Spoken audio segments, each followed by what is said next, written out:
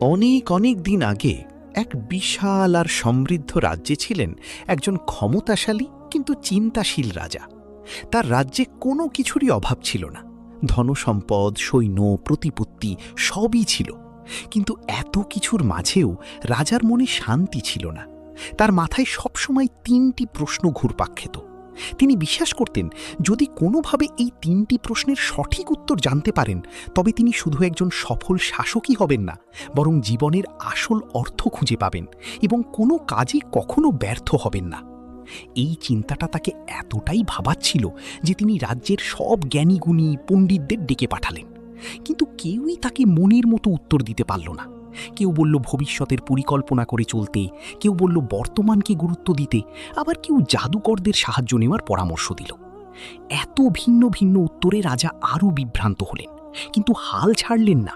অবশেষে রাজা পুরো রাজ্যে এক ফরমান জারি করলেন। ঢোল পিটিয়ে ঘোষণা করে দেওয়া হলো, শোনো রাজ্যবাসী, শোনো, মহামান্য রাজা তিনটি প্রশ্ন রেখেছেন।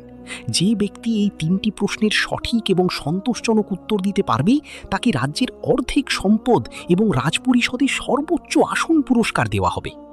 রাজার সেই তিনটি প্রশ্ন ছিল: প্রথম প্রশ্ন, পৃথিবীর সবচেয়ে মূল্যবান জিনিস কি, যা কোনো সম্পদ বা টাকা দিয়ে কেনা যায় না? দ্বিতীয় প্রশ্ন, মানুষের চেয়েও শক্তিশালী কে, যাকে মানুষ চাইলেই নিজের নিয়ন্ত্রণে আনতে পারে? এবং তৃতীয় প্রশ্ন, এই পৃথিবীর সবচেয়ে বড় সত্যি আর সবচেয়ে বড় মিথ্যেটা কি? রাজার এই ঘোষণা দাবানলের মতো সারা রাজ্যে ছড়িয়ে পড়ল।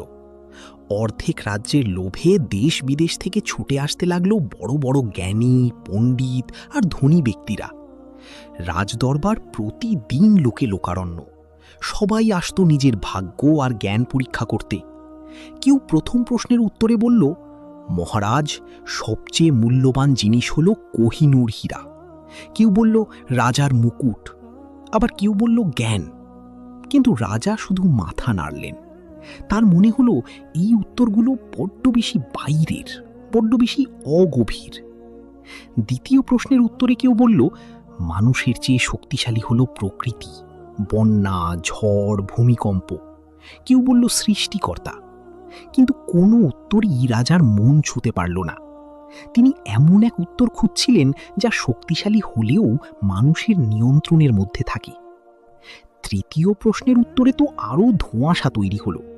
সত্যি আর মিথ্যে নিয়ে ঘণ্টার পর ঘণ্টা তর্ক চলল। দার্শনিকরা জটিল যুক্তির জাল বুনলেন, কিন্তু রাজা যা খুঁজছিলেন তা ছিল সহজ, চিরন্তন এবং জীবনের সাথে জড়িত। একের পর এক দিন কেটে গেল, কিন্তু রাজার মনের অতৃপ্তি একটুও কমল না। তিনি হতাশ হয়ে প্রায় হাল ছেড়েই দিচ্ছিলেন। ওদিকে রাজ্যের এক প্রান্তে পাহাড়ের ধারে এক ছোট্ট গ্রামে বাস করত আরিয়ান নামের এক সাধারণ যুবক। সে ছিল গরিব, কিন্তু তার ছিল এক জিজ্ঞাসু মন আর অদম্য সাহস। রাজার ঘোষণার কথা তার কানেও এলো। গ্রামের সবাই যখন অর্ধেক রাজ্যের লোভনীয় পুরস্কার নিয়ে আলোচনায় ব্যস্ত, আরিয়ানের মাথায় তখন অন্য চিন্তা। সে ভাবছিল, প্রশ্নগুলো কি অদ্ভুত, এর উত্তর নিশ্চয়ই কোনো বইয়ে লেখা নেই। এই উত্তর লুকিয়ে আছে জীবনের অভিজ্ঞতার মধ্যে। আরিয়ান দেখল তার গ্রামের অনেক জ্ঞানী লোকও রাজার দরবার থেকে ব্যর্থ হয়ে ফিরেছে। কিন্তু তার মনে হলো এই চ্যালেঞ্জটা শুধু পুরস্কার জেতার জন্য নয়, বরং সত্যিটাকে জানার এক দারুণ সুযোগ। সে তার বৃদ্ধ বাবাকে গিয়ে বলল, বাবা, আমি রাজার প্রশ্নগুলোর উত্তর খুঁজতে যেতে চাই। তার বাবা অবাক হয়ে বললেন, বাবা, তুই এ কি বলছিস? যেখানে দেশের বড় বড় পণ্ডিতরা হেরে গেল, সেখানে তুই একজন সাধারণ চাষির ছেলে হয়ে কি করবি? এই দুঃসাহস দেখাস না। কিন্তু আরিয়ান ছিল দৃঢ় প্রতিজ্ঞ। সে বলল, বাবা, আমি অর্ধেক রাজ্যের লোভে যাচ্ছি না, আমি জ্ঞানের জন্য যাচ্ছি। যদি উত্তর খুঁজে পাই, আমাদের জীবন বদলে যাবে। আর যদি নাও পাই, এই যাত্রার অভিজ্ঞতা তো আমার সাথে থাকবে। আমাকে একবার চেষ্টা করতে দিন। ছেলের চোখে এমন সততা আর ইচ্ছা দেখে বাবা আর না করতে পারলেন না। তিনি তাকে আশীর্বাদ করলেন। পরদিন ভোরে সামান্য কিছু খাবার আর জল সাথে নিয়ে আরিয়ান বেরিয়ে পড়ল এক অনিশ্চিত যাত্রায়। তার লক্ষ্য রাজপ্রাসাদ নয়, তার লক্ষ্য হল সেই সত্যের সন্ধান করা। গ্রাম ছেড়ে আরিয়ান প্রথমে এক গভীর জঙ্গলের দিকে হাঁটা ধরল। সে শুনেছিল সেই বনে এক প্রবীণ সন্ন্যাসী থাকেন, যিনি জাগতিক সবকিছু ত্যাগ করে প্রকৃতির মাঝে জ্ঞান চর্চা করেন। আরিয়ানের মনে হলো এমন একজন মানুষ হয়তো তার প্রথম প্রশ্নের উত্তর দিতে পারবেন। কয়েকদিন হাঁটার পর ঘন জঙ্গলের গভীরে সে একটি পর্ণকুটির খুঁজে পেল। সেখানে এক বৃদ্ধ সন্ন্যাসীকে দেখতে পেল সে, যিনি গভীর ধ্যানে মগ্ন। আরিয়ান ঘন্টার পর ঘন্টা চুপ করে অপেক্ষা করল। ধ্যান ভাঙলে সন্ন্যাসী চোখ খুলে সামনে এক যুবককে দেখে আলতো করে হাসলেন। আরিয়ান তাকে প্রণাম করে নিজের আসার কারণ জানালো এবং রাজার প্রথম প্রশ্নটি করল, বাবা, পৃথিবীর সবচেয়ে মূল্যবান জিনিস কি, যা কোনো সম্পদ বা অর্থ দিয়ে কেনা যায় না? সন্ন্যাসী কোনো উত্তর না দিয়ে তার সামনের একটি প্রায় শুকিয়ে যাওয়া চারাগাছের দিকে ইশারা করলেন। আরিয়ান তার পাত্র থেকে জল নিয়ে চারাগাছটির গোড়ায় ঢেলে দিল। এরপর সন্ন্যাসী বললেন, বৎস, তুমি এখানে কতক্ষণ ধরে অপেক্ষা করছো? আরিয়ান বলল, প্রায় অর্ধেক দিন। সন্ন্যাসী আবার প্রশ্ন করলেন, তোমার জীবনের এই অর্ধেক দিন কি তুমি আর কখনো ফিরে পাবে? আরিয়ান মাথা নেড়ে বলল, না বাবা। সন্ন্যাসী তখন বললেন, যে জলটুকু তুমি গাছটাকে দিলে তা হয়তো আবার জোগাড় করা যাবে, কিন্তু যে সময়টা তুমি ব্যয় করেছ তা পৃথিবীর সব ধন সম্পদ দিয়েও ফিরিয়ে আনা সম্ভব নয়। তাহলে বলো, সবচেয়ে মূল্যবান কি? আরিয়ানের চোখের সামনে থেকে যেন পর্দা সরে গেল। সে বুঝতে পারল পৃথিবীর সবচেয়ে মূল্যবান জিনিস হল সময়, যা একবার চলে গেলে আর ফেরে না। সে সন্ন্যাসীকে কৃতজ্ঞতা জানিয়ে তার দ্বিতীয় প্রশ্নের উত্তরের সন্ধানে বেরিয়ে পড়ল। এবার তার যাত্রা এক কোলাহলপূর্ণ শহরের দিকে। সে শুনেছিল সেই শহরের কাজী খুব ন্যায়পরায়ণ আর জ্ঞানী। হয়তো তিনি মানুষের ভেতরের শক্তি নিয়ে কিছু বলতে পারবেন। শহরে পৌঁছে সে দেখল এক চত্বরে বিশাল ভিড়। ভিড় ঠেলে এগিয়ে গিয়ে সে দেখল দুই শক্তিশালী যোদ্ধা তলোয়ার হাতে একে অপরের দিকে তেড়ে যাচ্ছে। রাগে তাদের চোখ লাল, মুখ দিয়ে ফেনা বেরোচ্ছে। সামান্য কথা কাটাকাটি থেকে তাদের ঝগড়া এখন জীবন মরণের লড়াইয়ে পৌঁছেছে। লোকেরা চিৎকার করে তাদের থামানোর চেষ্টা করছে, কিন্তু তারা কিছুই শুনছে না। কিছুক্ষণের মধ্যেই একজন আর একজনের তলোয়ারের আঘাতে মাটিতে লুটিয়ে পড়ল। বিজয়ী যোদ্ধাটা কিছুক্ষণ পাগলের মতো আস্ফালন করল, কিন্তু যেই তার হুঁশ ফিরল, সে তার মৃত প্রতিপক্ষের দিকে তাকিয়ে কান্নায় ভেঙে পড়ল। সে বিড়বিড় করে বলতে লাগল, আমি এটা কি করলাম? আমার রাগ, আমার অহংকার আমার চেয়েও শক্তিশালী হয়ে আমাকে দিয়ে এই জঘন্য কাজ করিয়ে নিল। আরিয়ান দূর থেকে সবটা দেখছিল। সে বুঝতে পারল মানুষের ক্রোধ, লোভ, অহংকার আর লাগামহীন ইচ্ছাই হলো সেই শক্তি যা মানুষের চেয়েও শক্তিশালী। আরবিতে যাকে বলে নাফস। কিন্তু মানুষ যদি চায় তবে বিবেক আর সংযম দিয়ে একে বশ করতে পারে। যে পারে সেই জেতে, আর যে পারে না সেই যোদ্ধার মতোই ধ্বংস হয়ে যায়। আরিয়ান এবার তার শেষ প্রশ্নের উত্তরের জন্য যাত্রা শুরু করল। এবার তার পথ তাকে নিয়ে গেল এক মরুভূমির প্রান্তে, যেখানে এক বৃদ্ধ বেদুইন বাস করত। আরিয়ান সেই বৃদ্ধের তাঁবুতে গিয়ে তাকে তার শেষ প্রশ্নটি করল, হে প্রাজ্ঞ, এই পৃথিবীর সবচেয়ে বড় সত্যি আর সবচেয়ে বড় মিথ্যে কি? বেদুইন হাসল। তার মুখের বলিরেখায় যেন হাজারো গল্পের ছাপ। সে বলল, বৎস, উত্তর দেওয়ার আগে তোমাকে আমার সাথে একটা জায়গায় যেতে হবে। বেদুইন আরিয়ানকে সাথে নিয়ে মরুভূমির বুকে হেঁটে চলল। দীর্ঘক্ষণ হাঁটার পর তারা একটি কঙ্কালের পাশে এসে দাঁড়াল। কঙ্কালটির হাতে তখনও একটি সোনার মোহর ধরা। বেদুইন বলল, এই লোকটা ছিল এক ধনী ব্যবসায়ী। মরুভূমিতে পথ হারিয়ে সে তৃষ্ণায় মারা যাচ্ছিল। মৃত্যুর আগে সে তার সব সোনা দিয়ে এক ফোঁটা জল কিনতে চেয়েছিল, কিন্তু এখানে জল বিক্রি করার মতো কেউ ছিল না। সে ভাবত টাকাই সব। এটাই ছিল তার জীবনের সবচেয়ে বড় মিথ্যে। আজ তার পরিণতি দেখো। তারা আরও এগিয়ে গেল। এবার তারা দেখল এক জায়গায় ছোট্ট একটা মরুদ্যান। সেখানে এক গরিব পরিবার বাস করে।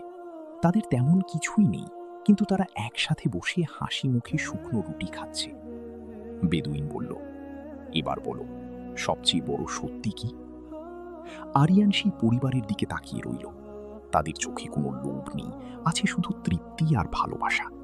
সে কিছুক্ষণ ভেবে বলল, সবচেয়ে বড় সত্যি হলো মৃত্যু। ওই ব্যবসায়ীর মতো পৃথিবীর প্রত্যেককেই একদিন মরতে হবে। রাজা হোক বা ফকির, কেউই এর বাইরে নয়। বেদুইন মাথা নেড়ে সম্মতি জানিয়ে বলল, আর সবচেয়ে বড় মিথ্যে? আরিয়ান এক মুহূর্ত চুপ থেকে বলল, সবচেয়ে বড় মিথ্যে হলো এই ধারণা যে আমরা চিরকাল বেঁচে থাকব আর দুনিয়ার ধন সম্পদ আমাদের সুখ দেবে। আমরা এই মিথ্যের পেছনে ছুটতে গিয়ে জীবনের আসল সুখ, ভালোবাসা আর অল্পতে সন্তুষ্ট থাকার কথা ভুলে যাই। বৃদ্ধ বেদুইন আরিয়ানের মাথায় হাত রেখে বলল, তুমি তোমার উত্তর পেয়ে গেছো বৎস, এবার রাজার কাছে যাও, তোমার যাত্রা সফল হোক। আরিয়ান 3টি প্রশ্নের উত্তর নিয়ে এবার রাজপ্রাসাদের দিকে রওনা হল। তার হৃদয় এখন জ্ঞানে পরিপূর্ণ। সে আর অর্ধেক রাজ্যের লোভে যাচ্ছে না, সে যাচ্ছে জীবন নিয়ে তার নতুন উপলব্ধি সবাইকে জানাতে। দীর্ঘ যাত্রার পর আরিয়ান যখন রাজধানীতে পৌঁছালো, তখনও রাজদরবারে জ্ঞানীদের আনাগোনা চলছে, কিন্তু রাজার মুখে সেই একই হতাশা। আরিয়ান তার সাধারণ ধুলোমাখা পোশাকে রাজদরবারের দরজায় এসে দাঁড়ালো। প্রহরীরা তাকে দেখে তাচ্ছিল্যের সাথে তাড়িয়ে দিতে চাইল। এই ছেলে, এখানে কি চাস? এটা রাজদরবার, কোনো ভিক্ষার জায়গা নয়, এক প্রহরী ধমক দিয়ে বলল। আরিয়ান শান্তভাবে বলল, আমি মহামান্য রাজার 3টি প্রশ্নের উত্তর দিতে এসেছি। তার কথা শুনে প্রহরীরা আর আশেপাশের সভাসদরা হাসিতে ফেটে পড়ল। যেখানে বড় বড় পণ্ডিতরা পারল না, সেখানেই রাখাল বালক উত্তর দেবে? তাদের হাসির শব্দ রাজার কানে গেল। ততদিনে প্রায় সব আশা ছেড়ে দেওয়া রাজা ক্লান্ত স্বরে বললেন, কিসের এত হট্টগোল? তাকে আসতে দাও। যখন এত জ্ঞানী ব্যক্তিরা পারল না, তখন এই যুবকের কথাই বা শুনে দেখি। আরিয়ানকে ভেতরে নিয়ে আসা হলো। তার সরল পোশাক আর শান্ত আত্মবিশ্বাসী মুখ দেখে রাজা কিছুটা অবাক হলেন। সবাই অধীর আগ্রহে অপেক্ষা করতে লাগলো, এই ছেলে কি এমন উত্তর দেয়। রাজা গম্ভীর গলায় বললেন, হে যুবক, তুমি নাকি আমার 3টি প্রশ্নের উত্তর জানো, বলো। আরিয়ান রাজাকে সম্মান জানিয়ে বলল, মহারাজ, আমি জ্ঞানী নই, আমি কেবল আমার যাত্রাপথে যা শিখেছি তাই আপনাকে বলতে এসেছি। রাজা তার বিনয়ে খুশি হলেন এবং প্রথম প্রশ্নটি করলেন, বলো, পৃথিবীর সবচেয়ে মূল্যবান জিনিস কি যা কোনো সম্পদ বা অর্থ দিয়ে কেনা যায় না? আরিয়ান শান্তভাবে উত্তর দিল, মহারাজ, পৃথিবীর সবচেয়ে মূল্যবান জিনিস হল সময়। আপনার রাজ্যের সমস্ত সম্পদ দিয়েও আপনি আপনার জীবনের একটি হারানো মুহূর্তকে ফিরিয়ে আনতে পারবেন না। যে সময় একবার চলে যায় তা চিরতরে হারিয়ে যায়। এই সহজ কিন্তু গভীর উত্তর শুনে পুরো দরবার স্তব্ধ হয়ে গেল। রাজা নিজেও চমকে উঠলেন। তিনি তার বিস্ময় গোপন করে দ্বিতীয় প্রশ্নটি করলেন, বেশ, এবার বলো, মানুষের চেয়েও শক্তিশালী কি যাকে মানুষ ইচ্ছে করলেই নিজের বশে আনতে পারে? আরিয়েন উত্তর দিল, মহারাজ, মানুষের চেয়েও শক্তিশালী হল তার নিজের নফস বা প্রবৃত্তি, তার ক্রোধ, লোভ, অহংকার আর লাগামহীন ইচ্ছেগুলো। এই প্রবৃত্তি মানুষকে দিয়ে এমন ভয়ঙ্কর কাজ করায় যা কোনো পশুও করে না। কিন্তু মানুষই একমাত্র যে তার জ্ঞান আর সংযম দিয়ে এই শক্তিশালী প্রবৃত্তিকে বশ করতে পারে। যে তার নফসকে নিয়ন্ত্রণ করতে পারে, সেই প্রকৃত শক্তিশালী। এই উত্তরে রাজা আরও মুগ্ধ হলেন। সভাসদরা, যারা এতদিন জটিল সব উত্তর দিচ্ছিল, তারা একে অপরের দিকে তাকাতে লাগল। রাজা অধীর আগ্রহী তার শেষ প্রশ্নটি করলেন, হে যুবক, তোমার জ্ঞানে আমি মুগ্ধ, এবার আমার শেষ প্রশ্নের উত্তর দাও। এই পৃথিবীর সবচেয়ে বড় সত্যি এবং সবচেয়ে বড় মিথ্যে কি? আরিয়ান চোখ বন্ধ করে এক মুহূর্ত ভাবল, তারপর বলল, মহারাজ, এই পৃথিবীর সবচেয়ে বড় সত্যি হল মৃত্যু। আপনি, আমি, এই দরবারের প্রত্যেককেই একদিন এই পৃথিবী ছেড়ে চলে যেতে হবে। সম্পদ, ক্ষমতা, খ্যাতি কোনো কিছুই আমাদের মৃত্যুকে রুখতে পারবে না। এটাই জীবনের চূড়ান্ত সত্যি। একটা দীর্ঘশ্বাস ফেলে সে আবার বলল, আর পৃথিবীর সবচেয়ে বড় মিথ্যে হল জীবনের মোহ। এই ধারণা যে আমরা চিরকাল বেঁচে থাকব এবং জাগতিক সম্পদই আমাদের সুখী করবে। আমরা এই মিথ্যের পেছনে ছুটতে গিয়ে জীবনের আসল সৌন্দর্য, ভালোবাসা, দয়া আর অল্পতে তুষ্ট থাকার কথা ভুলে যাই। আমরা একদিন সবচেয়ে বড় সত্যি অর্থাৎ মৃত্যুর মুখোমুখি হই, খালি হাতে। আরিয়ানের কথা শেষ হতেই পুরো রাজ দরবারে পিনপতন নীরবতা নেমে এলো। রাজা তার সিংহাসন থেকে উঠে দাঁড়ালেন, তার চোখে জল। তিনি আরিয়ানের কাছে এসে তার কাঁধে হাত রেখে বললেন, যুবক, তুমি আমার চোখ খুলে দিয়েছ। আমি এতদিন যা খুঁজছিলাম তা তুমি কত সহজভাবে বলে দিলে। রাজা তার কথা রাখলেন। তিনি আরিয়ানকে অর্ধেক রাজ্যের সম্পদ দিতে চাইলেন, কিন্তু আরিয়ান মৃদু হেসে তা ফিরিয়ে দিল। সে বলল, মহারাজ, আপনার পুরস্কারের জন্য আমি কৃতজ্ঞ, কিন্তু আমার যাত্রাপথে আমি এর চেয়েও বড় সম্পদ পেয়েছি, আর তা হলো জ্ঞান। আমি বুঝেছি সময়কে সঠিকভাবে ব্যবহার করা, নিজের প্রবৃত্তিকে নিয়ন্ত্রণ করা আর মৃত্যুকে মনে রেখে সৎভাবে জীবন কাটানোর মধ্যেই আসল শান্তি। অর্ধেক রাজ্য আমাকে সেই শান্তি দিতে পারবে না। রাজা আরিয়ানের মহত্বে আরও মুগ্ধ হলেন। তিনি ঘোষণা করলেন, আরিয়ান অর্ধেক রাজ্য না নিতে পারে, কিন্তু আজ থেকে সে আমার প্রধান উপদেষ্টা হবে। তার জ্ঞান আমার রাজ্য চালাতে এবং আমাকে একজন ভালো মানুষ হিসেবে বাঁচতে সাহায্য করবে। এই গল্পের শিক্ষা এটাই যে আমাদের জীবনের সবচেয়ে মূল্যবান সম্পদ হলো সময়, যা একবার গেলে আর ফেরে না। আমাদের সবচেয়ে বড় শত্রু বা মিত্র হলো আমাদের ভেতরের প্রবৃত্তি, যাকে নিয়ন্ত্রণ করতে পারলেই আসল জয়। আর জীবনের সবচেয়ে বড় সত্যি হলো মৃত্যু, এবং সবচেয়ে বড় মিথ্যে হলো এই ধারণা যে জাগতিক সম্পদই সুখের চাবিকাঠি। আরিয়ানের খুঁজে পাওয়া এই তিনটি উত্তর নিয়ে আপনার কি মনে হয়? এর মধ্যে কোন উত্তরটি আপনাকে সবচেয়ে বেশি ভাবিয়েছে? আপনার মূল্যবান মতামত আমাদের কমেন্ট করে জানান। গল্পটা ভালো লাগলে একটি লাইক দিন এবং আপনার বন্ধু ও পরিবারের সাথে শেয়ার করুন, যাতে তারাও এই শাশ্বত জ্ঞান থেকে কিছু শিখতে পারে। আর এমনই সব জীবন বদলে দেওয়া গল্পের জন্য আমাদের চ্যানেলটি সাবস্ক্রাইব করতে ভুলবেন না।